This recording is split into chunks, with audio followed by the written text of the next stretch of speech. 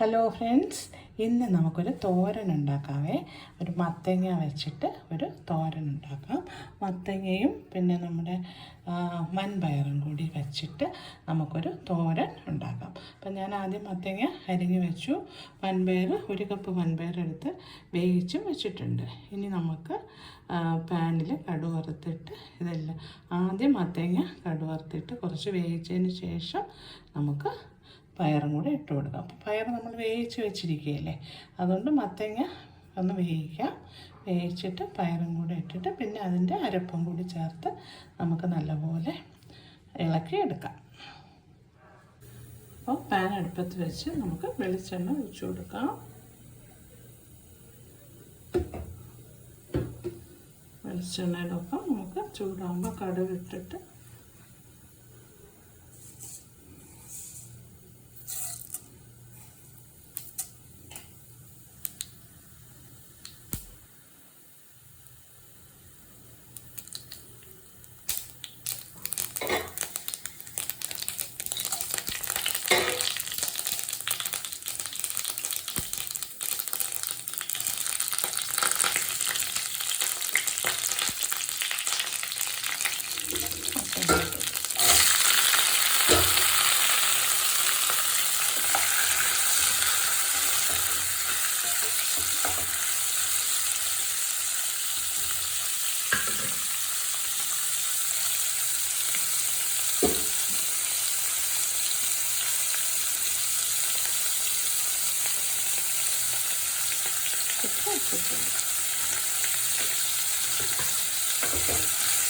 അതായത് അടച്ച് വെച്ച് വെള്ളം ഒന്നും ചേർക്കണ്ട.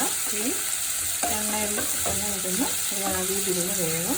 ഒരു 10-15 മിനിറ്റ് നമുക്ക് വേവിച്ച് എടുക്കാം.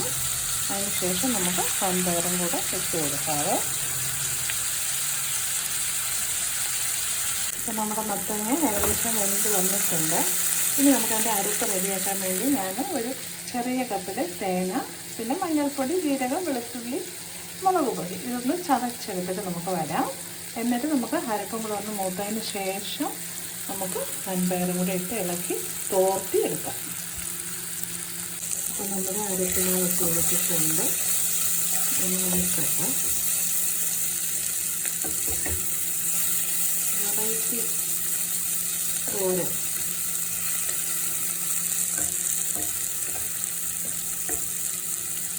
ഇനി നമുക്ക് വൻപയറും കൂടി വേവിച്ച് ഇട്ട് കൊടുക്കാം.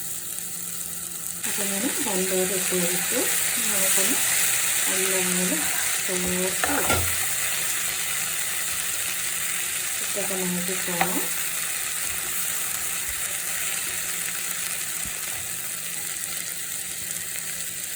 നല്ലപോലെ വെള്ളം തോർത്തി എടുക്കണം.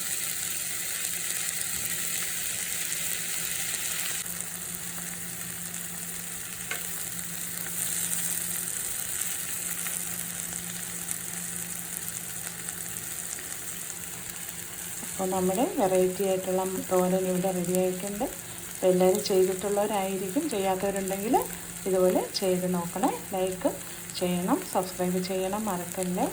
അപ്പോൾ അടുത്തൊരു റെസിപ്പിയുമായി കാണുന്നവരേക്ക് ടാറ്റാ, ബൈ ബൈ.